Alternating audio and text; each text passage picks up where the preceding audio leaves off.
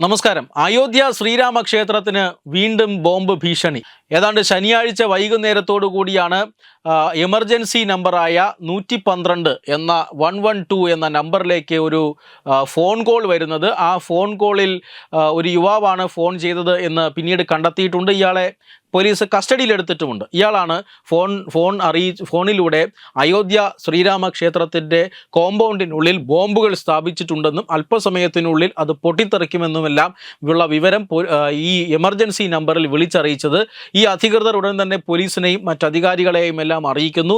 പോലീസും മറ്റ് സുരക്ഷാ വിഭാഗങ്ങളുമെല്ലാം അയോധ്യയിൽ ഉടനടി ഈ സെർച്ച് ഓപ്പറേഷൻസ് നടത്തിയിരുന്നു. അതായത് അയോധ്യയിൽ 10,000-കണക്കിന് ജനങ്ങൾ ദർശനം നടത്തിക്കൊണ്ടിരിക്കുന്ന സമയമാണ്. ശനിയാഴ്ചയാണ്, വലിയ തിരക്കുള്ള സമയമാണ്. ആ സമയത്താണ് ഈ ബോംബ് ഭീഷണി വന്നത്. ഉടൻ തന്നെ ആളുകളെ ഒഴിപ്പിച്ചുകൊണ്ട് എല്ലാ ഭാഗങ്ങളിലും വിശദമായ പരിശോധന നടത്തി.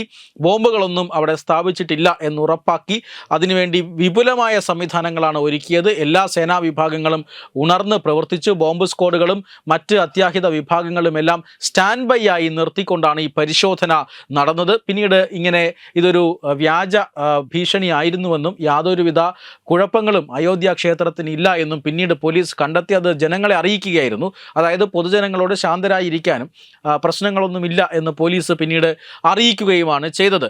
ഈ രാംകരൺ എന്ന് പറയുന്ന 30-32 വയസ്സ് പ്രായമുള്ള ഒരു യുവാവിനെയാണ് ഇതുമായി ബന്ധപ്പെട്ട് അറസ്റ്റ് ചെയ്തിരിക്കുന്നത്.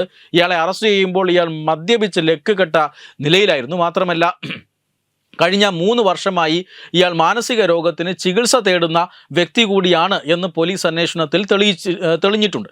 പക്ഷേ 2 ആഴ്ചകൾക്ക് മുമ്പാണ് മറ്റൊരു ഭീഷണി അയോധ്യ ശ്രീരാമക്ഷേത്രത്തിന് ഉണ്ടായത്.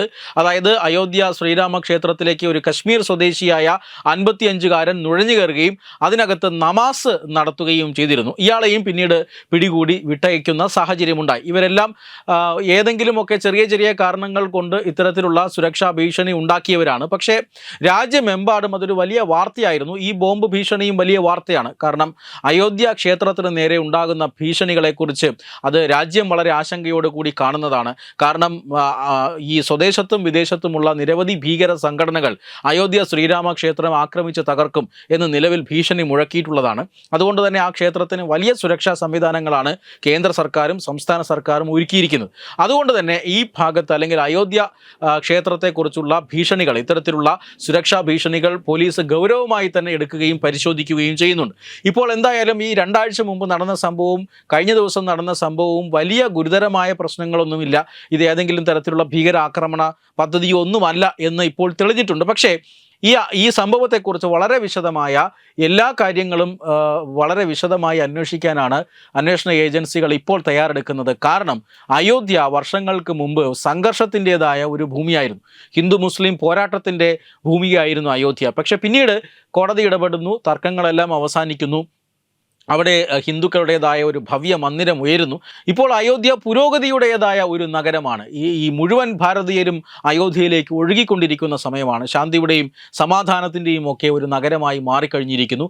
അവിടെ വീണ്ടും പ്രശ്നങ്ങൾ ഉണ്ടാക്കാൻ ഇപ്പോൾ കശ്മീർ സ്വദേശിയായ ഒരു ഇസ്ലാം മതവിശ്വാസി അതിനകത്ത് കയറി നമാസ് നടത്തി എന്ന വാർത്ത പുറത്തു വന്നാൽ അവിടെ ഒരു വർഗീയ ലഹള പൊട്ടിപ്പുറപ്പെടാൻ ആ വാർത്ത മാത്രം മതിയാകും. മാത്രമല്ല അയോധ്യ രാമക്ഷേത്രത്തിനെതിരെയുള്ളിൽ ബോംബ് വെച്ചിരിക്കുന്നു എന്നൊരു വാർത്ത വെറുതെ പുറത്ത് പടർന്നു കഴിഞ്ഞാൽ അതും ഒരു സംഘർഷത്തിലേക്ക് നയിക്കാനുള്ള സാഹചര്യമുണ്ട്. പ്രത്യേകിച്ചും സോഷ്യൽ മീഡിയ അടക്കം ഉപയോഗിച്ചുകൊണ്ട് വലിയ രീതിയിൽ കലാപം സൃഷ്ടിക്കാൻ ഇപ്പോഴും പല സംഘടനകളും രാജ്യത്തിനകത്ത് ശ്രമിക്കുന്ന സാഹചര്യമുണ്ട്.